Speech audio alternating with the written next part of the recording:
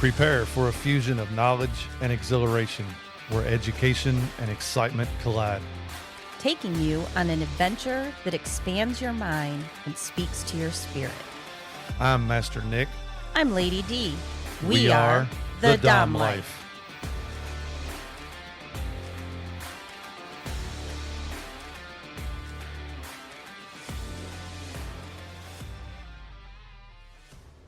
This podcast contains sexually explicit topics and adult content.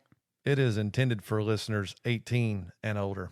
The opinions expressed in this podcast are ours alone, based on our personal thoughts, feelings, and experiences. We understand that others may have different opinions and experiences, and we respect that. We would love to hear from you. You can reach out to us at www.thedomlife.com.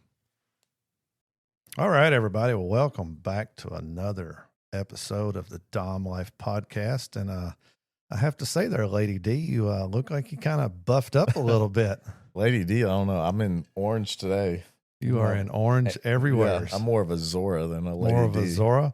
So in case you haven't noticed, or in case you're not watching on YouTube, we have Sir Dante in here with me. It's just me and him, one-on-one. We're going to talk Dom shit today. Yeah. And we've got a few questions lined up. We've got a few bullet points here, but I'm sure there's going to be a lot more conversation that comes from more than just this. But really excited to just have us sit down with you, kind of a little Dom talk. We've kind of been doing that the past couple hours because they did their episode. We have, yep. Lady D and Zorra was doing theirs, and we really probably should have had microphones on us earlier because right. there's been some amazing conversations. And every time we get together like this, that's what it turns into. I'm sure people always wonder. I mean, you take like the swinger lifestyle. Mm-hmm. People are probably always wondering outside of a club or when you get together at somebody's house, is it just a big orgy or something? And for us, it's not. It's normally just a lot of fun, a lot of conversations, a lot of talking, and hey, this, I tried this out this week. You should try this, or. I'm gonna steal one of the bullet points because it kind of just hit me. When Okay. we're at the club, we have fun and it's in the moment. It might be a party, but like just hanging out with you, this is when we get to get inside each other's minds, right? And really dig deep and learn. Yeah, it's great because I learn a lot more about you in this Right. kind of setting than at the club. At the when we're partying. Right. At the club, it's all just fun games. Yeah. Beating We on love people. that too. Oh yeah. I mean, it's all fun. Yeah. But I do. I really enjoy the times of just sitting around talking. Even at house parties. I mean, we've had parties at our house. We've had parties at Ex Libras, and it's conversation, but it never really gets to the depth that we do when it's just us, just kind of hanging out and shooting the shit pretty much. But all right, so let's get started with this episode. So it would be me and Lady D. We did an episode early on, of what it takes to be a good dominant. And I kind of give my perspective and my opinion of what does it take to be a good dominant. So let's give our listeners a different perspective. Okay. What do you think it takes to be a good dominant? And I'm just going to preface pretty much this whole podcast is you're very you've been doing this a long time. You're very fluid with your questions and answers. Sometimes. And that's why I have bullet points here because it's going to help me remember. But absolutely. Yeah. So you asked me that, and the first things that come to mind are probably some of the things you've touched on. I can't remember the exact episode, but good. I don't want you to remember. You got to be able to communicate. You got to be honest. You got to be respectful. You got to take on some level of responsibility. And we can get to each one of those. Maybe we will a little bit. Those are the first things that come to mind. But you asked that, and I started thinking, okay, we kind of know that. I wouldn't say it's surface level. That's actually 101. Like, yes, if you're going to be a dominant, you shit. absolutely have to have that. Right. But then on the fun side of it, what takes one dominant from being good to say great inside a scene? Okay. What is it about a person inside a scene that really gets one going? Because I understand BDSM's a 24/7, and we both live it that way. Right. But in the moment, what kind of separates people? And what I did was I played back scenes in my head. Okay. And I was like, that was really good. That was really good. And what made it really good? So some of the things I kind of thought about was it starts before the scene actually starts. Mm-hmm. Okay. The buildup, Yep. the prep. So there's times I've put something on the calendar days, weeks, or months out, and Okay. it's clearly going to be a scene, and there'll be a theme to it. Right. But you're getting that other person, the submissive, in a mindset right then and there. As soon as they see that notification, it could be a month out. Gotcha. They're already thinking, all right, what's he thinking? What's he thinking? And of course, they don't get all the details. Right. You know, Oh, hell no. Yeah. No, they don't get all the details. You work within the framework, the guidelines that have already been established, the rules that have already been established. But beyond that, you don't have to tell them anything. You give them bits and pieces of information as time goes on, but you don't tell them the whole story. So that's probably one of the biggest differences between you and me. You mentioned schedule. Now you are that type of person. Anything you go to do, you're writing it down to start your planning. You're scheduling it out. Yep. I usually fly by the seat of my pants. There's a little bit of that, but yeah, I usually have an overarching type. But if you and Zorra are planning a play date, you really prepare. You go the extra mile to prepare. So what you're saying is you drop little tidbits, little hints here and there. Yeah. In that time that you're planning till the time it actually happens to get her mindset into the same submissive role. It could be as simple as, don't forget about next Saturday. Right. Or you got a hot date next Saturday. Right. You know, I'm talking about what we're going to do. Exactly. But just something subtle. It could be in the middle of the day. We are in the middle of a conversation over text, and I'll send that, and that keeps her mind on what's going on. Right. Because if it's a month out, you don't want to lose that buildup. You want to keep it building. You don't want it to fall off. I need to do that. I need to start They doing eat that. it up. They eat it up. And I know you do that shit, but it's hitting me right now that I don't do that. We don't make plans. All of ours is spur of the moment. You know, we come in from work, we do our workout, we eat dinner, we put the kid to bed at a certain time, and then we're coming to bed. And it all depends on that night. Do I have enough energy to be a dom? Yeah. And is she feeling good enough for me to dom her? And so that is either, nope, we'll wait and see what tomorrow is, or, yep, we're going to do it right now. Y'all live by calendar too, though. I mean, you got a lot going on. We've got a lot going on. If you put that on our calendar. Right. And that's what probably something we need to start doing is we need to start setting aside. Yes, you are right. Our calendar stays booked with interviews. Well, obviously we do the podcast every week. Vanilla so there's always life. something, the vanilla life of doing things with our other friends, the minimum friends, but most all our friends are lifestyle. But yes, that is perfect. Not only, for you listeners, for you watching, huge point right there. And I see exactly where you're coming from with that. And I see the importance of it. So that is definitely something I need to start. It's become almost, I wouldn't say a necessity, but we were just as busy. Our calendar's full where it's like, okay, we kind of got away. Maybe there was maybe a month where we didn't play to that level that we both love. Oh yeah. Where it's like, I've realized, and she either said it or I've realized it internally, that we got to make a conscious effort, and I think we'll get to that in this podcast where it doesn't just happen. Right. If you're just like, it'll just happen when it's happened, and then Wednesday night you're free, but she's tired, but you're into it. So you put it off for Yeah. Right. And that's kind of where we're at. So, all right, I'm going to take notes on this one myself, and that's something we got to get into. That's huge. I mean, and even then, you go back to a vanilla relationship. A lot of them, the successful ones, will make time for date nights. Yeah, it's whether no they different. go out to a movie, whether they just go to dinner, no matter what they do. But yes, huge point. Yes, I'm definitely going to take that. I have bullet points because I'm not as fluid with this as you are. That was just the first one. So we're talking how to be a good dominant. Okay. And again, inside the scene. So outside the scene, we all understand those basic gotta haves. Right. But we're talking inside scene. So the build up, the prep. That's the first. Okay. You could be a week out, month out, whatever. All right. What do you got for number 2? The number 2 I put is maybe not in chronological order, but fluidity. I had to Google that word to make sure it's a real word because it sounded it's a real word. I'm not going to repeat it because I can't say fluidity. it. and y'all were just talking about dungeon etiquette at Tempted the other night. Yes. And I had made a comment because you're asking, okay, what would you like to talk about or hear about?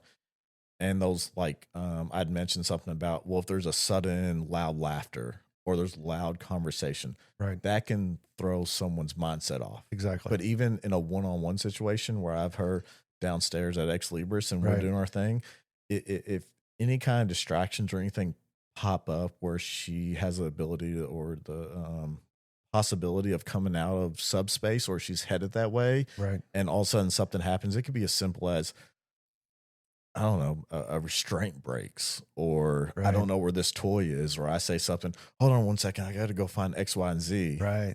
And then all of a sudden she's back to reality, basically. Yep. And she's starting all over back to, I got to get back into the headspace. No, so keeping a scene fluid. Like, I don't want distractions. I don't want to have additional negotiations. I will put some stars around that word during a scene. If something needs to be said, sure. Right. Absolutely. Please bring it up. Let's talk about it. Yep. But someone like Zorra and I have been doing this for years. We don't need those additional negotiations in the moment. Correct. If we try to do that in the moment because we hadn't talked about something beforehand, that's going to throw the fluidity. I hope I'm saying that right, of the scene off. Gotcha. So, and even there's times where I need a second, maybe, I got a theme in mind. I got kind of a timeline in mind, but maybe I'm like, okay, this toy, I want to try something else, or this one didn't work. She's kind of in this mood. So let me kind of switch it up, but I don't want to tell her that. Correct. I don't want to tell her. So if she's on the cross and she's facing the wall, she's not looking at me, I can sit there and I can take literally 5 minutes and like internally just like calm down or think about it. And she's not going to know the difference. To her, she's just waiting. She's waiting. It's still fluid for her. She's still in that mindset. But me, I'm like, that didn't work, or I want to try this, but I don't tell her. Let's make her wait. Gotcha. So that's a good point. All right. Fluidity. Fluidity. Maybe I said that right. This one I'll quickly go over. Music choice. So I have 2 primary playlists. Oh my God, music is fucking huge. Do it.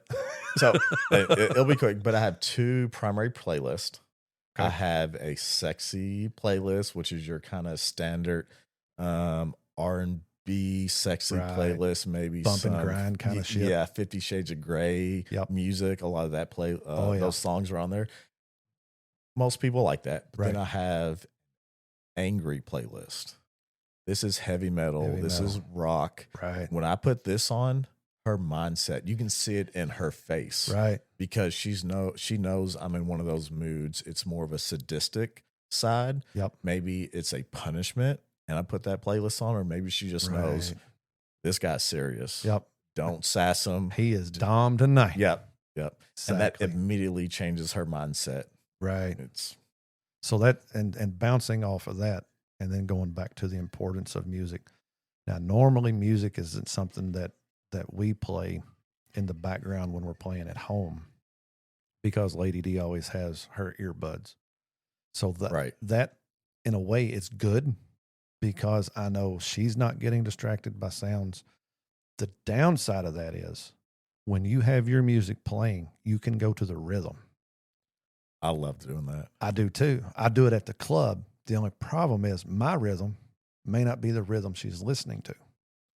And sometimes I feel that that's enough of a distraction. If you're listening to something that has 50 beats per minute and I'm hitting you 30 beats per minute, the beats are off. Right. And sometimes I worry that could be enough of a distraction. Could you have a headset or so you can pair AirPods together. Okay. So you could listen to what she's listening to. Yes. But then the other downside is I want to make sure I hear her in case she says something. Yeah. So therefore, the times that I've put one in and turned it way down just enough where I can hear the music. Get a feel for the beat. To get a feel for the beat. But yes, having music in the background, depending on your scene, sets the mood. You know, if you want to do sensual and just soft, light to medium impact kind of things, yes, that R&B, bump and grind, 50 Shades of Grey. I'll give you one con Love it. To the music is she knows when the heavy ones are coming. She's memorized your playlist. It's a playlist bump. Yeah. Essentially, she's basically said that to me. You I gotta know when shuffle they're that coming. shit. Well, so I did that. So we were just talking before the podcast. The last time we played was last Monday, so like almost a week ago. Okay. And so I took the two playlists and I meshed them. Gotcha. I started with the sensual, Right. the 50 Shades of Grey type music, R&B, and then the third song in, I put on one of the angry songs. She was confused, but you could literally see it in her face. Right. She gave me a side eye and the whole nine. And then the first like 10 songs were kind of back and forth. And then I landed on the angry playlist. She was lost. So I would go to the beat. Right. And then when she would expect a hard hit, wouldn't give it to her. And then I'd throw it out nowhere. Yeah. So, but if you kind of think about it, if you go back to the fluidity, there was no fluidity. She couldn't get into subspace. Right. But that was kind of the point. I knew that would happen. Right. I knew she'd be confused, but she had told me before that she's used to that. Yep. And she likes it. But to change it up on her when she had no idea, it caught her off guard. There was no It fluidity. really caught her off guard. There was no fluid titties. It did. No fluid titties in that one. Yeah. Perfect example. Yes. All right, I got one more, and this one, Let me have it. I find this very, very important. And I will also preface this with none of this stuff. Now I'm just noticing it now. Inside a scene is about any physical action really that I'm taking. It's not about how hard you hit, what flogger I'm using, or what piece of equipment. This is all like mental play. Right. Time. Okay. Time as a dominant has been my most valuable asset. Make them wait. Right. Make them wait. I will stand her. She has a spot. They all have spots. Oh yeah. She has a spot outside of Ex Libris where she will stand and stare at the doors, knowing what's coming. Right. And I will sit behind her and just kick my leg up. I might even play on my phone. I might just have a drink. And she's just kind of half dancing, and she's in her mind. Right. And she doesn't know if 1 minute goes by. She doesn't have her phone. I've already taken it. She doesn't know if 30 minutes goes by. It just does something to them. Making them wait is. Yep. I can see that. So be patient. As a dominant, be patient. You could do that for play, for a scene, or a punishment. Oh yeah. And so that works in your favor any which way you want to put it out there. So yeah, that's good. Punishments would definitely be, the longer to make them stay, because they know there's a punishment coming. They just don't know when it's going to start. They're just thinking about it. What's next? Right. How long is this going to be? I like that a lot. So those were my four kind of inside the scene. What makes a good dominant or could take you to that next level. So if you already do some of this stuff or already play kinky, try to mix in one or all of these things and see how that changes and that's, your scene. I said that is a perfect perspective. A couple things I didn't even think about that now I've got to start thinking about to start adding into my mix. But yes, definitely worth that. Worth listening to that. And again, for you listening, this is huge. This is, like you said, if you're just starting out or if you're a seasoned one, I've always said, if I ever learn everything there is to be a dominant, it's time for me to leave the BDSM world, because you will never learn it all. So excellent points. All right. So you talked about, several things that you do on, that what you think make a good dominant. A lot of it come up, scene creations, punishments, that kind of thing. And I've heard you talk about several scenes and several punishments that you and Zorra have done. I'm curious to know, where does that creativity come from? Is it just something that pops in your head? I mean, is your mind more fucked up than mine? Because you have the way that you think these stuff through. Some of your punishments, and I'm just going to throw one out there. I don't remember the context, and we don't have to get into it. I know which one you're talking about. But it's the one where you had roses torn. Oh, yeah. You threw it on, you had them on a table, and then you had her to lay on the table. So that wasn't a punishment. That wasn't a punishment. That was not. I thought it was a punishment. Okay. Yeah, I guess you could see it that way. Right. You want me to go into that scene? That is literally our all-time favorite scene. If you're willing to talk about that, I would love for you to talk about that. That was the theme of that scene. Again, this was, I'm going to go back up to these 4 points, and I bet I can put all four of those points. Actually, I don't think I had music at that time. Maybe I did. We'll do at least 3 of them. Okay. The theme for that was her 20th wedding anniversary. We had known each other handful of months. Gotcha. And she's like, hey, I got my 20th wedding anniversary. What would have been her 20th wedding anniversary coming up. Would you like to celebrate with me? Immediately put it on the calendar, asked her, do you still have your wedding dress from that night? She said, no, but I have the negligee from when I lost my virginity. Perfect. That'll work. Wear it. Does it have to survive the night? Right. So already this is within the first 5 minutes of us talking about it. Right. That's already in her head. It's already on the calendar. We already have a theme. We're celebrating this wedding anniversary. So I'll skip a few steps, but going to the roses. So I basically role played as her husband. Okay. On what would have been their 20th. Right.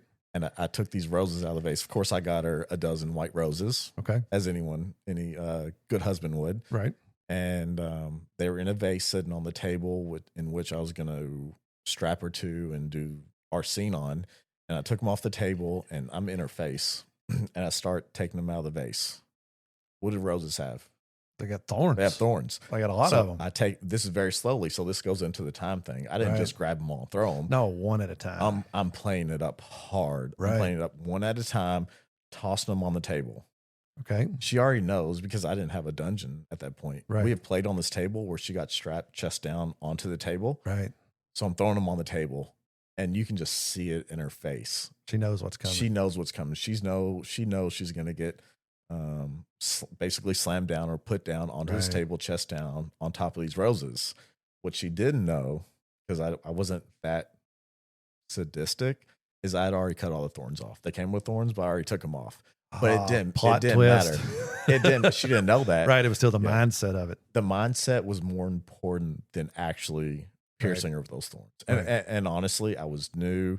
We had not done any blood play. That could have easily went kind of south. It could have. Yeah. So I'm actually glad I did that. Now, if I did something like that, no, those things are staying on. But yeah, it just that little touch. Yes. I'll never forget that. I don't forget that. Yeah. I forgot a couple of importance. So it was a scene, not a punishment. I thought it was a punishment. And I couldn't remember everything in detail, but I could remember the roses. Yeah. I remembered laying on the table and her getting on the table on top of them. And it was that kind of thing that stuck with me. That whole scene was over an hour. There was weeks, if not months, of buildup. Right. And the one thing that stands out, which stands out to me and her too, is that. Right. Just that little, I took my time with it. It made all the difference. Okay. So do you, and I know it's a hard question to answer, but the creativity from that, was it instant when she said, do you want to celebrate what would have been my 20th wedding anniversary? Was it an instant thought, or did you back up a little bit and say, okay, well, what can I do here that would resemble a 20-year anniversary, So that theme was put into my lap. There it was. Right. She came up with it. I ran with it. The creativity, I would say, comes from, I want to get inside their mind, right? Right. I'm huge on you like the mental control. domination, mind control, keeping them guessing. That's why the last scene we did, I switched the music up. Right. So I would say my creativity comes from kind of switching it up. They don't know what's next. Let me just throw something random at them. Right. And I'll just pluck an idea out of the sky. Maybe I listen to a podcast, or I heard a lyric in a song. Okay. And it's like, all right, let's run with it. So basically, yeah. I mean, and that does answer. There is a lot of people out there that are great at art. There's a lot of people out there that are great at fixing things, and it comes natural to them. Mm-hmm. There's other people, like me, who has to read and research and get other ideas to try to make on my own and stuff like that. So for you, it's just a natural thing for you to be able to, you can hear a lyric or a line in a song, and you can take that and make a scene out of it. So it just comes natural to you. And that goes into, because we were talking about, or I think we're going to talk about the Dom mindset. Mm-hmm. I think I'm skipping ahead a little bit, but it really just fits, is that it's a lifestyle. It's a 24/7 dynamic, which means whether we're in a scene or not, or when I wake up or when I'm in the shower and I'm just thinking, that's on my mind. Right. It's on my mind. So if a song lyric comes up because I'm thinking DS and that dynamic, because it is so important, I'm like, that would fit. Right. That just sounds great. Right. Or it could be I'm scrolling FetLife and they have this punishment. I could put that in the notes and it may be 6 months down the road. Right. But I could pull that idea out and run with it. Gotcha. Man, you make me sick. So since you did start, the Dom mindset, it is one of the bullet points here I wanted to go over. Let's just go ahead and skip right on up to it, and hopefully I remember to go back to the other ones. Can I back up and make one more point? Absolutely. We made that little video, that little reel or clip, the little TikTok video that and we I made. hinted at her ultimate punishment. Yes. Is now the time to tell it? Well, we talked about punishments, so yeah. Perfect. I want to tell it. So okay. I actually had to get permission, or we had to agree that I could tell people this. Okay. Because it is something in our contract. Per the contract, we don't share everything, right. but when we agree, it's like, I want to share X, Y, and Z, we'll do that. So it also goes into how submissives are different. Doms are different. They have their different likes, their dislikes, their punishments are different. This punishment for probably half the submissives I know wouldn't be a punishment. They would do it in a heartbeat. Okay.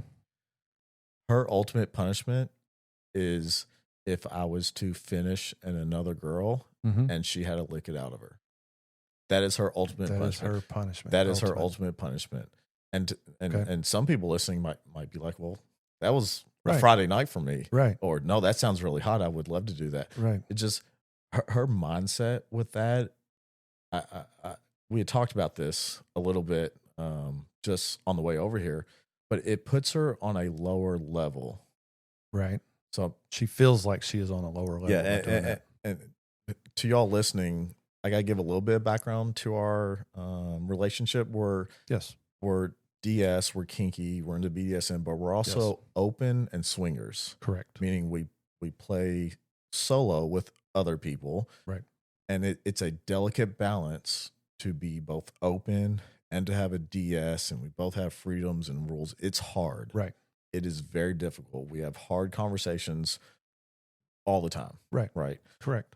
One of the things that I do to maintain that balance is she's always put on a pedestal. That puts her below a common whore. Right. Gotcha. It's hard. So yes, I don't insist she does that. It's within my boundaries she set for me. Right. But it's a punishment, which I've never had to use. All right. I'm going to throw a question at you. All right. Don't answer it if you don't want to, or if I'm not allowed to. If you're not allowed to, if it hasn't been pre-discussed.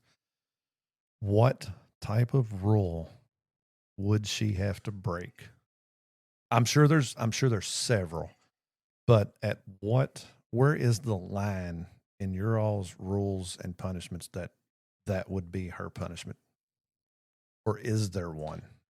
So we have a couple rules where there is a set punishment, or at least there's a standard punishment. Yes. Then we have a list of punishments that are just general. Right. These are kind of what we've come up with. There's also a clause in there that basically says, I do what I want. Correct. And she gives me crap about it all the time. Right. That specific one doesn't have a specific requirement. Right. But it would have to be along the lines of something to do with her collar, or something to do with our DS, or playing kinky with someone else. She has very strict rules about playing kinky with someone else. Correct. And if she was to cross those boundaries without telling me, like, that is very close akin to cheating in a monogamous relationship. Right. Where the point where, no, this is what you're doing. Gotcha. You're going to hate it. You deserve it. Yep. I don't want to do this to you, but you're going to do this, and we're going to have a serious conversation about what you did and why you received this punishment. Completely. Thank you for answering that. And again, I know there's with your all's dynamic, And I've said it many times. Anybody we talk to that's new or any of that, yes, me and Lady D are in a dominant submissive relationship 24/7. We're not as strict. I'm not as strict as yours and Zorra's DS. And that's the good thing about BDSM and dominant submissive. Make it whatever. There's not a set playlist. You make it your own to what fits your lifestyle. And I look to you for the ideas. How are you so strict? What do you do with your strictness? What rules do you have? I've always asked to read your damn contract, and I know during the last year, you all was one of the first ones we interviewed. We brought it with us. You brought it, and I was trying my damnedest to read it from across the table while you were slipping through there. But again, I appreciate you answering that, and I can see what you mean by what she would have to do in order to get that one, because again, for her, that does make her feel like she's on a lower level and she's no longer on that pedestal where she wants to ultimately stay. So she won't get that for missing a picture or missing some general task. Right. Gotcha.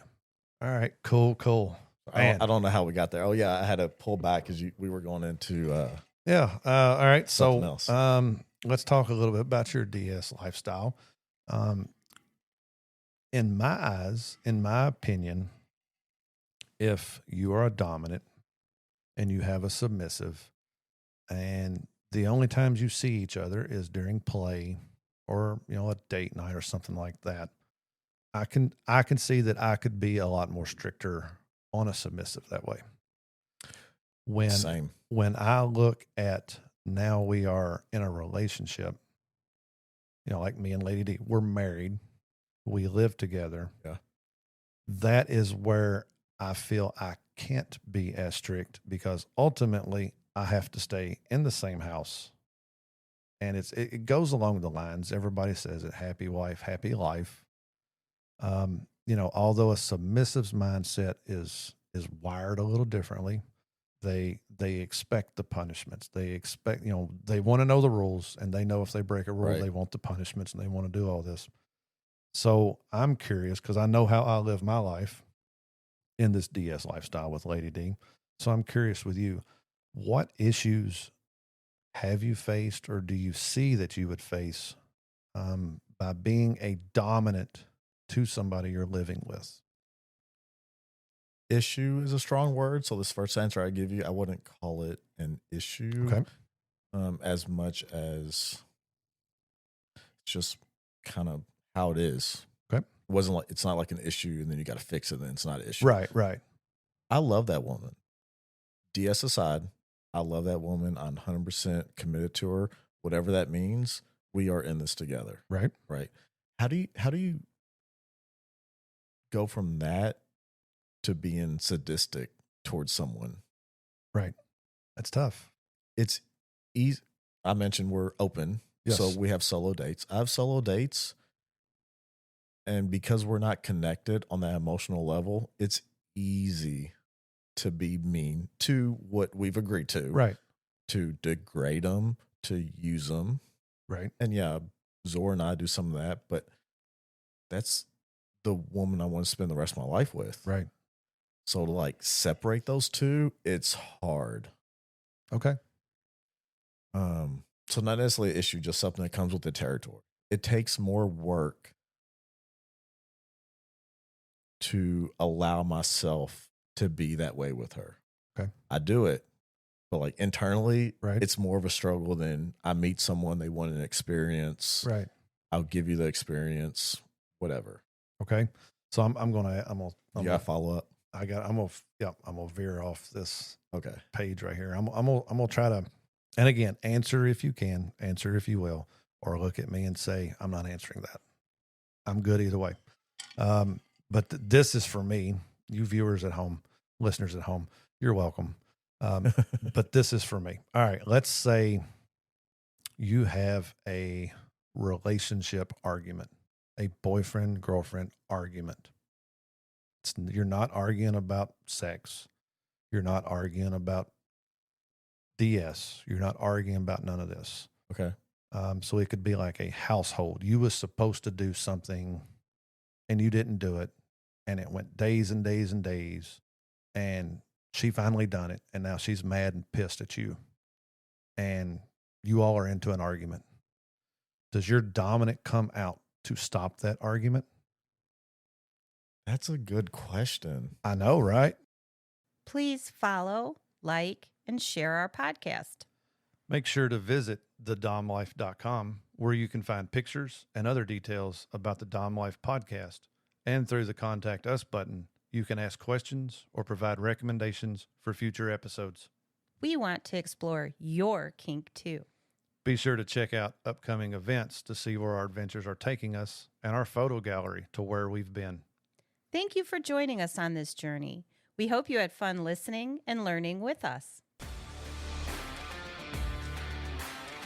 Till next time, keep calm and remember your safe word. Red, red, red.